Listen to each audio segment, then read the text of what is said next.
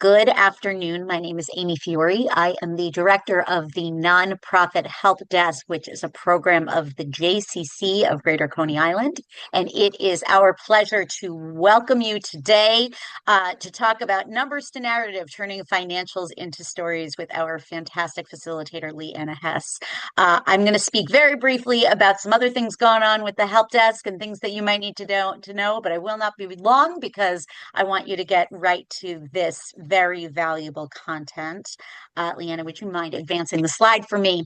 So the Nonprofit Help Desk has a variety of programs that are available to you nonprofit organizations in New York City. We focus in two specific areas, in capacity building and in discretionary funding.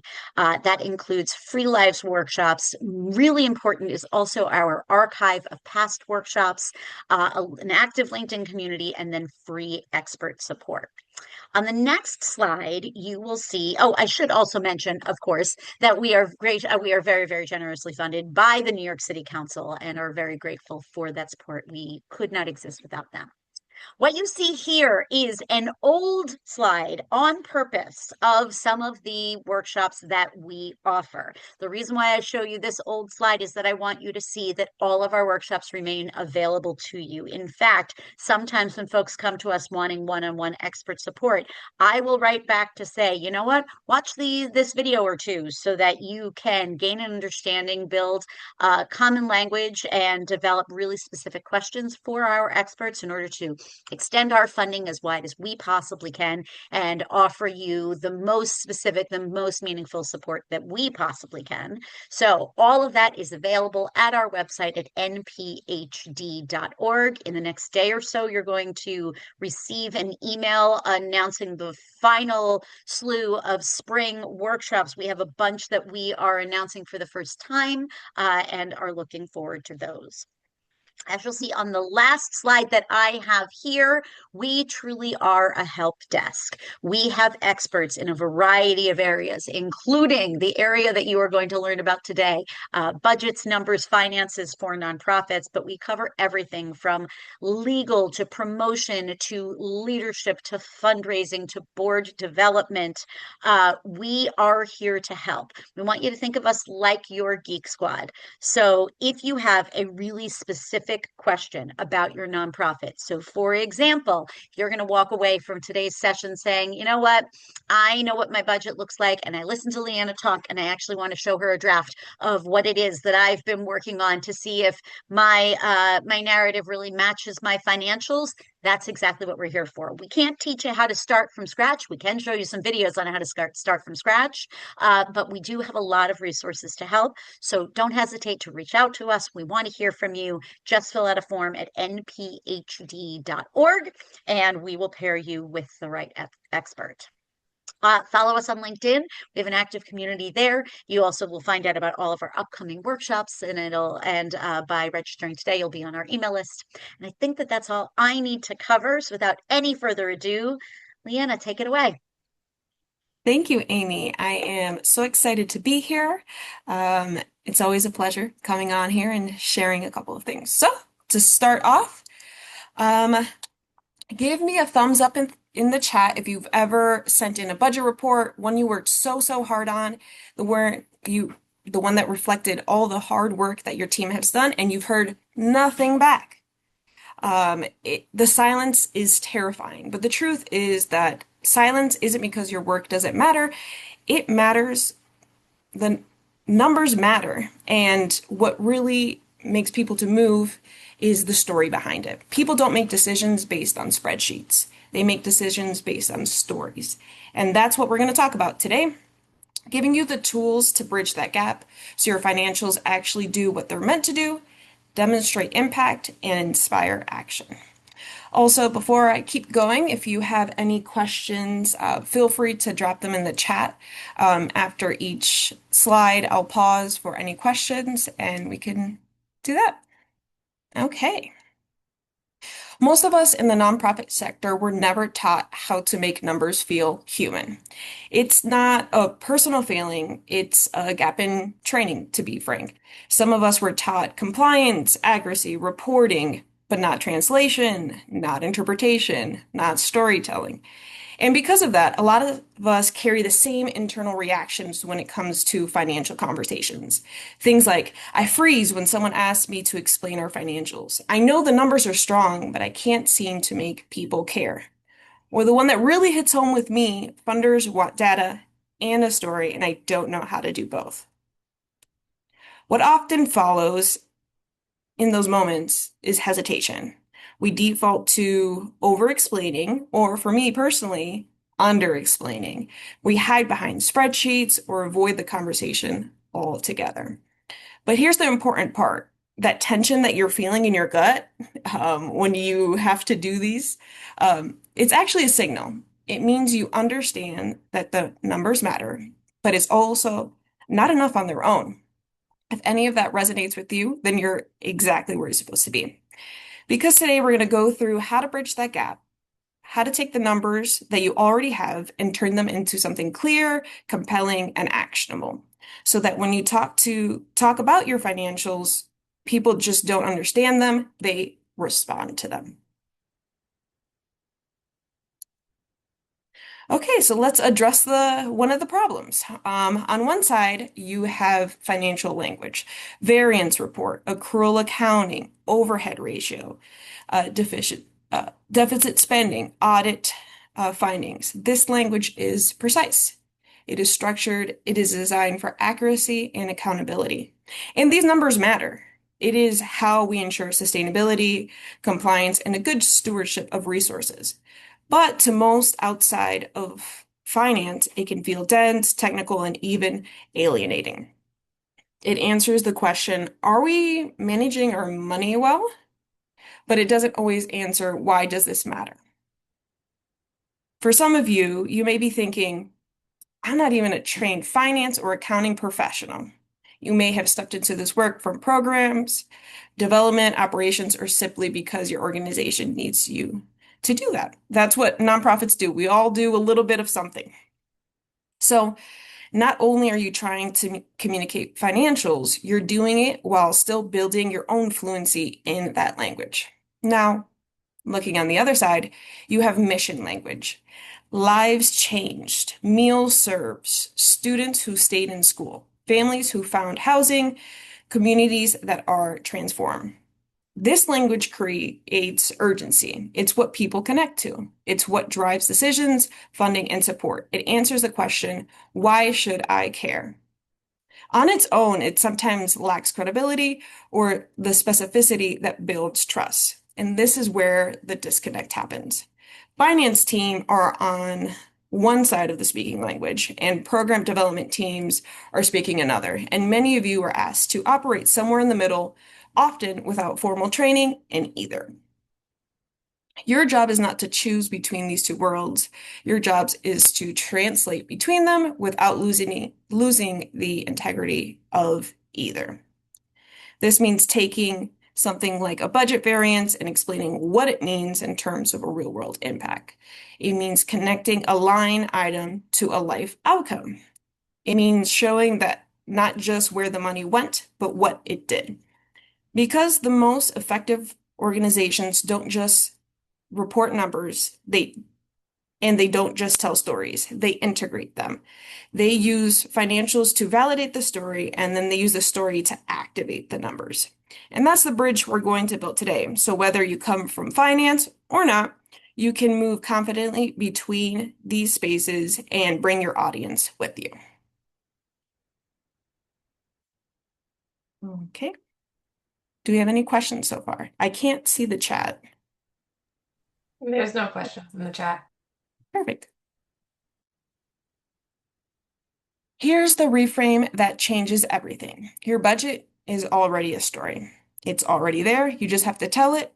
Now let's look at this example. On the left, you have a spreadsheet line item. After school program enrichment, 60,000. That's it. That's what most reports tell you. Now let's look at what happens when you tell the story behind the number. This 60,000 ensures 80 low-income students have a safe place after school with daily tutoring and 2 nutritious meals, mentors who believe in them. This is the same number. This is the same dollar amount, completely different impact on the reader, and that's the shift we're making today.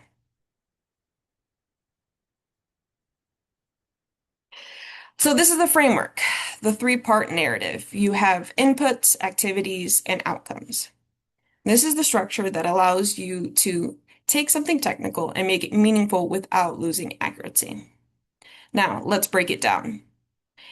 Inputs are what you invested, including money, staff time, volunteer hours, and partnership.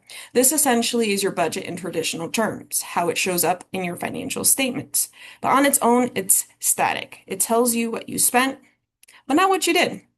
Activities are what you did with those resources. These are the programs you ran, the services you delivered, and the outreach you conducted, and the events you hosted. This is where the numbers come alive. You're answering the question, but what did this investment actually enable? Then we go to outcomes, and that's what's changed. This is the measurable difference in people's lives. More families housed, students staying in school, homeowners building equity, communities becoming more stable. This is the so what.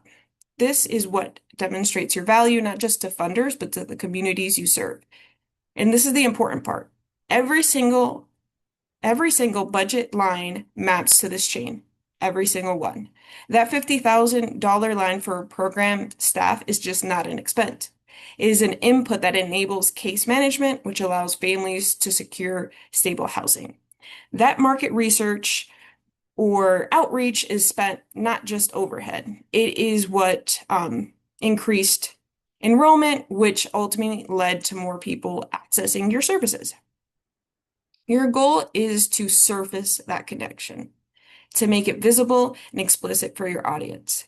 Because when you do that, you are no longer reporting just numbers. You're showing cause and effect, how resources turn into results. And that is what builds understanding, trust, and ultimately support. So let me show you what that looks like in practice.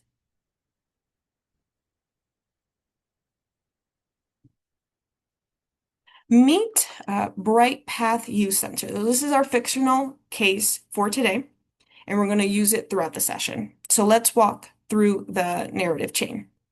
Inputs, 60,000 that funded 2 mentors, supplies, transportation for 80 students, and curriculum licensing. This is what the investment is. Activities, 5 days a week of tutoring, daily meals, one-on-one mentoring, college prep workshops, and a summer reading challenge. Now that's the work. And then comes outcomes. 80 students served, GPA up 0.4 points, attendance up 20%, 6 students in advanced coursework for the first time, and 0 chronic absenteeism. Now that's the impact.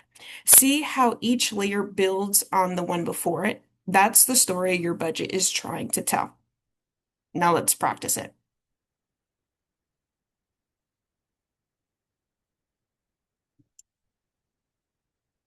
So it's your turn. We're going to do a quick 3-minute practice. So here is your number. You have 18,000 in mental health services.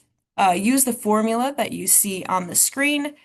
And your data is 120 youth served, 94% reported reduced anxiety, 3 school counselors trained, and 22% dropped in disciplinary incidents. So why don't we take a few minutes and type your sentence into the chat.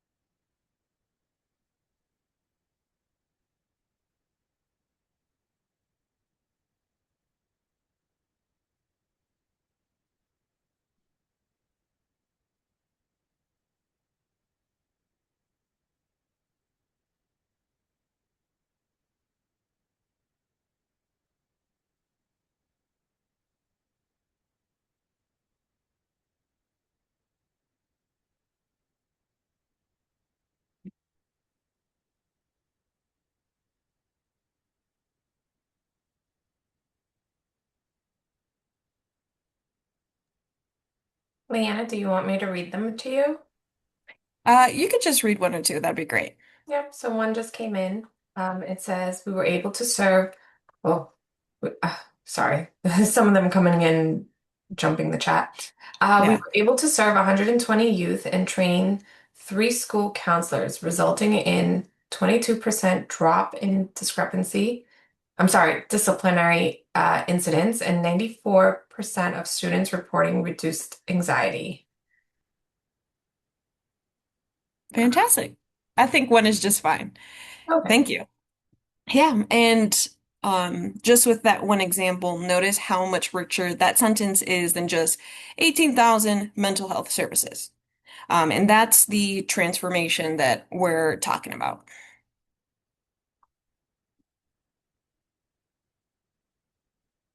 Now I want to introduce an important nuance about data. This is where a lot of the well-intentioned storytelling can fall apart. Not all metrics are created equal, and knowing the difference is crucial in telling a compelling story. First, you have output metrics. These tell you what happened. Things like 80 students enrolled, 1,400 program hours delivered, 2,800 meals provided. These numbers show scale. They show effort. They demonstrate that work is happening and they matter. However, they are not the full story. Then you have outcome metrics. These tell you what changed. Attendance increased by 20%. Grades improved for 30% of students. 6 students enrolled in advanced coursework. This is where your impact becomes clear. This is what the funders are actually investing in, and this is what communities deserve to hear. Because outcomes answer the question, did it make a difference? And so when you're building your narrative, lead with the outcomes. Start with what changed, then use the outputs to reinforce the scale of that impact. That combination is what creates both an emotional connection and credibility. And there's a practical test I always go back to. If a metric takes 3 sentences to explain, you're probably using the wrong metric for what you're trying to say. Your audience should not have to work to understand your impact. Keep it clean, keep it clear, and make it easy to grasp and hard to forget. Um, a pet peeve of mine in the nonprofit world is saying that overhead, low overhead automatically means a more efficient an effective organization. Most of us have heard that message for years, sometimes directly, sometimes subtly from donors, rating systems, or even our own boards. It sounds it sounds reasonable at first. People want their money to make a difference. They want it to go to the mission. But this mindset has caused real harm. It's pushed non-for-profits to underinvest in their people, their systems, and their long-term health. And that's actually making it harder to deliver results. When organizations are pressured to keep overhead super low, what really happens is that the staff are stretched out too thin, the systems are outdated, the most important work gets just thrown around, and people are just overall exhausted. And that's because of this. This is how we end up with burnout, high turnover, weak data, and consistent crisis management. And ironically, that means less impact, not more. Because when you look at organizations that are consistently performing well over time, the pattern is clear. They invest in infrastructure, they invest in people, they build strong financial controls, data systems, and internal processes. And because of that, they're able to serve more people and adapt more quickly, delivering better outcomes per dollar. And that's why we need to stop apologizing for overhead and we need to start reframing it because the truth is it's not overhead. It's infrastructure for impact. It allows an organization to function well. HR systems help you hire and retain skilled staff. Training helps people do their work, do their job better over time. Data systems help you understand what's working and what's not. Financial controls protect resources and build trust. None of that is separate from the mission, and that's what makes the mission sustainable and effective. So when we're talking about these investments, we're not going to be defensive or quiet about them. We're going to explain them clearly and confidently because this is an overhead, or like how I always like to say, is infrastructure for impact.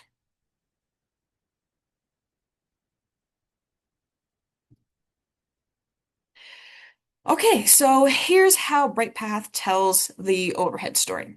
They have 15,000 in admin costs, and that's about 20% of their total budget. In the old framing, that is a liability, something to defend. But look at what the 15,000 actually does.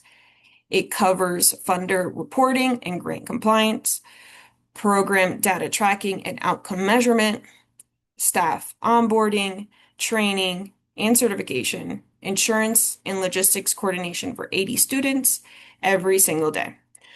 And when they land this line, our 15,000 admin investment is what makes 60,000 in programming possible and accountable. That's the reframe. The admin budget isn't overhead. It's the engine that makes everything else run. Every organization has a version of this story, and you need to find yours.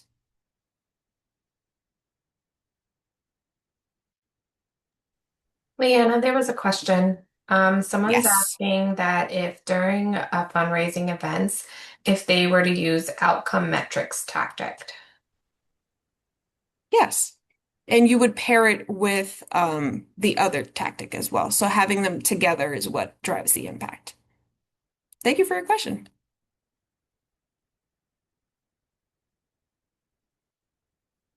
And also, if you have a question, you're working on a grant, and you'd like me to look it over, you can go to our website and fill out a form, and I can help you out. And that goes for everyone. Um, Now, with this slide, we're going to look at our different audiences. So you're not going to tell the same story to every audience. It's not practical. Everyone needs something different. This is critical. You can adjust the emphasis. You never adjust the facts. Um, the facts are the facts. But the way you communicate can change. Your numbers, your integrity, your numbers, they don't change. What changes is what you choose to highlight first based on your audience and what they care about the most. So let's look at BrightPath's data. So if they're looking at the board, they're thinking about sustainability. They're thinking about stewardship. They want to better understand the risk, sustainability, and long-term viability. So you may say, we ended the year with a $4,000 surplus and 3 months of reserves. Cost per student fell about 5%. This is the same data, but framed around the financial health and efficiency of the organization. For funders, they're focused on impact, return on investment. They're asking, what are my dollars actually going to do? So they may turn around and say, your $25,000 investment directly supported 80 students.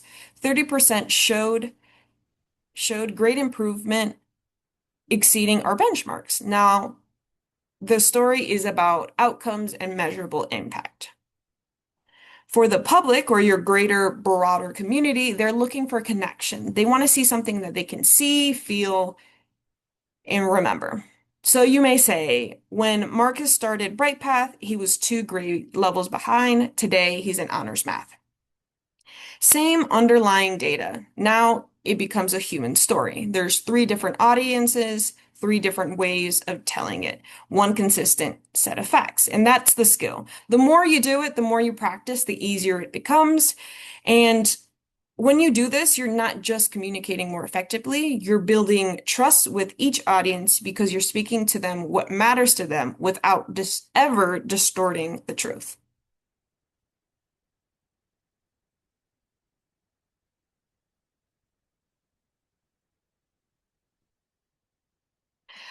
So let's distill what we've covered in the past couple of slides into a simple, memorable formula you can use immediately. And I'm one for the formulas, so this is how I remember this. We invested X. Because we invested X, we were able to do Y, which resulted in Z. So X is the input, the money, the resources. Y is are the activities, what you did with it, and Z is the outcomes, what changed. And that's it. That's the whole framework. And if you get nothing else out of this whole presentation, this is what I want to emphasize. Write it down. Put it on a sticky note. If you're really excited, put it as your work screensaver. Whatever helps you to remember it, because this formula works at every level of your organization. And let me show you an example.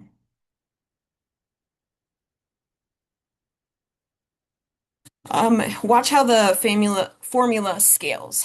At the program level, because we invested 60,000 in our after-school program, we provided daily tutoring and meals to 80 students, resulting in a 30% improvement in grades. At the staff level, because we invested 40,000 in two mentors and delivered 300 plus hours of personalized support, resulting in 6 students entering advanced coursework for the first time. And at the organization level, because our community invested 75,000 in BrightPath, we grew about 23% and served 15 more students, resulting in measurable gains for every child in our program. Same formula, different scale, and it works.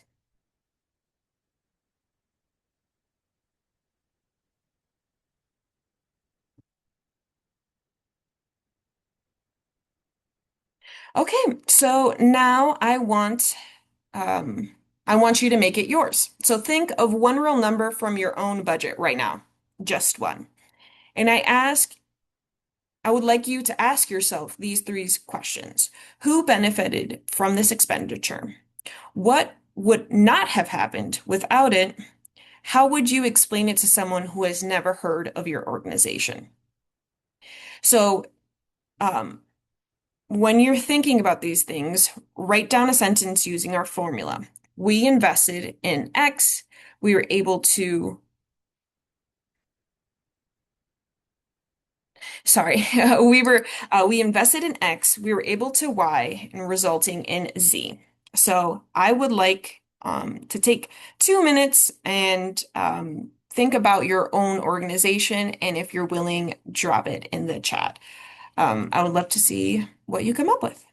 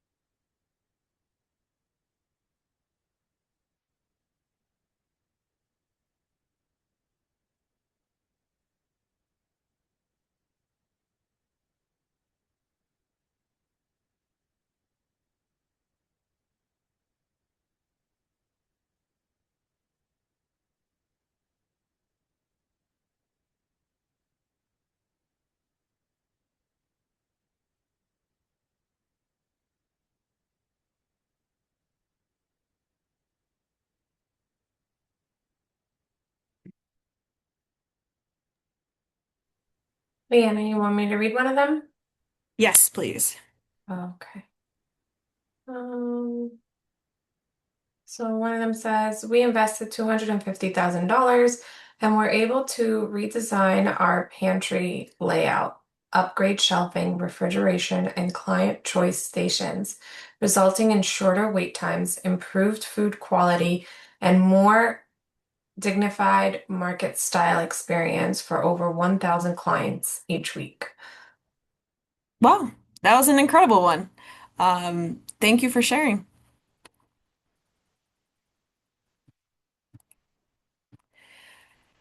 Okay, let's now talk about what to do when the numbers are hard. When you did not hit your goals, when the program underperformed, and when the story is clear, it's clear that you didn't win. Um, and this is where a lot of organizations get stuck. The temptation is to soften it, to bury it in the report, or to avoid it altogether. But my firm belief is honesty builds more than trust. Um, you just have to be honest always. Organizations that build the strongest relationships with funders, boards, and communities are not the ones that always share good news. They are the ones that are clear, honest, and forward moving, even when the results are not what they hoped. Here's a simple three-step approach you can use. The first is acknowledge. Name the shortfall directly. Do not bury it. Do not over-explain it. The example we have here, we fell short of our enrollment goal by 12 students. Clean, direct, no defensiveness. The second is to contextualize. Explain what caused it. Was it an external factor, a strategic shift, or a new learning? The example, a mid-year school district policy change disrupted our referral pipeline. Now you're adding clarity. You're helping your audience understand that the number did not exist in a vacuum. And the last one, pivot to action. Show what you learned and what you are doing differently as a result. The example here, we have built 2 new referral partnerships to reach our goal next year. And this is the most important step because this demonstrates your mission's maturity, that you are not just reporting results, you are learning from them and adapting. When you put those 3 pieces together, something powerful happens. Acknowledgement, contextualize, and pivot to action. You move from a moment that could have felt like a failure to a story about learning, responsiveness, and growth. Transparent storytelling is about setbacks, and that doesn't signal any weakness. It signals integrity, it signals leadership, and ultimately it builds deeper trust with the people you need to bring along with you. And let's all bring this together. Here are our takeaways for today. Your budget is already a story. Just give it a voice. Because of X, we did Y, resulting in Z. Use it everywhere as you see fit. Tailor the message, but not the facts, for each audience. And overhead is infrastructure, not waste, and reframe it. These aren't abstract ideas. These are tools you can use this week or on your next report, in your next funder conversation, or even at your next board meeting. If you'd like to go deeper, here are some resources I recommend. I like looking for different types of resources, so blogs, books, YouTube channels, whatever makes you feel more comfortable, there is a resource out there. And of course, we are always here to help as well. And I will leave you with this. Brene Brown said, stories are data with a soul. And I love that framing because it captures exactly what we've been doing here today. You already have the data, you already have the mission. What you do, what you now have is the framework to make them matter. Your next step is simple. Don't try to overhaul every single report at once. Take one budget line at a time. Write its story, one sentence. Start there, and it's really that, just taking one step at a time. And I would like to thank all of you for being here today. Again, my name is Leanna Hess, and we can open it up for questions. Before we do, I want to highlight that your feedback matters, and we would love if you can scan the QR code and give us feedback, as feedback is a gift.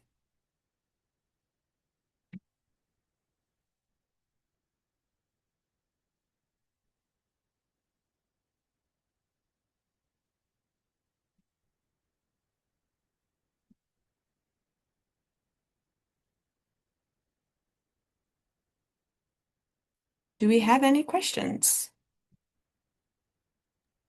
I'm not seeing any questions in the chat. We do welcome anyone who wants to ask a question to unmute yourselves. Is it possible for you to provide those links on the additional resources page? Or are you gonna share the presentation with us after? I could flip back. The slides and the recording will be posted on our website.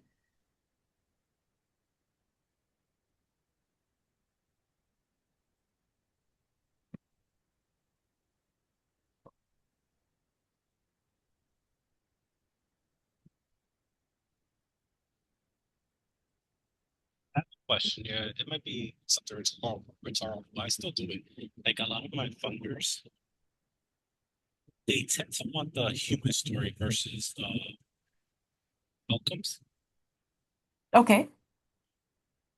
Does that bode well, or should I still stick to? I'm just If your funders are telling you the format that they would like the information, provide the information in that format. So this is typically what I use when I am not sure of what the audience needs. So if they're telling you that, for example, they only want the numbers or they only want the story, they already told you, and just give them in the format that they requested.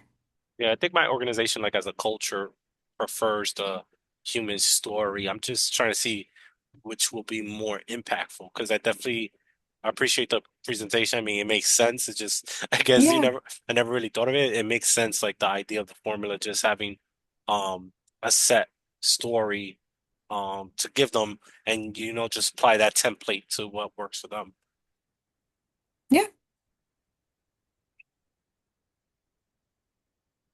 Nonprofits do love their stories, and Mhm. sometimes the numbers can give them a little bit more of a weight to the story that they're telling. Yeah. And so this is the formula that I have been using. Yeah, and I think I like you brought it up earlier in the presentation. It's like sometimes we do have a lot of different funders and Mm, it's like which route to go in.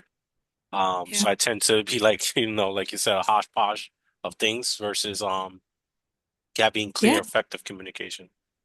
Yeah. So, for example, if you have different funders, how I would structure it, if funder A is looking for, um, their mission is to help children do X, highlight those. Hmm. If they're looking for to see how well you do efficiently, talk about those numbers. And I even write down what is important to them. If X is important to them, write it above so that you can see how am I going to frame it so that it better fits their needs. Yeah, that's a very good, strong question. What's Mhm. important to them? I'll definitely keep Yeah. that in mind. All right, thank And you that's so for much. everything, not Hmm. just with Hmm. funders, but in life. Yeah, yeah. What is the information that they need as well? No, I Yeah. agree. I mean, we have volunteers, so sometimes what's important for them is usually the impact, how much food distributed, so on, so as Yeah. So I agree. Well, thank you so Yeah. much, and have a great afternoon. Yeah. Thank you so much, Chris. Have a good one. Bye bye. Do we have any other questions? I don't see any other questions aside from asking for the evaluation link in the chat. Okay.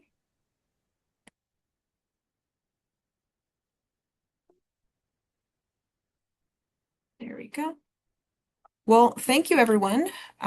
It's been a pleasure. And once again, we are here to help. If you have any questions on your budget, writing grants, and how to make a good spin, just let me know, and we're here to help. Thank you so much, everyone.